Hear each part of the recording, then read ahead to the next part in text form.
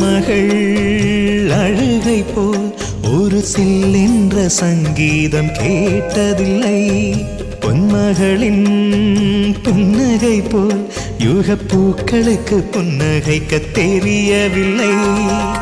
என் பிள்ளை எட்டு வைத்த நடையை போல எந்த இலக்கண கவிதையும் நடந்ததில்லை.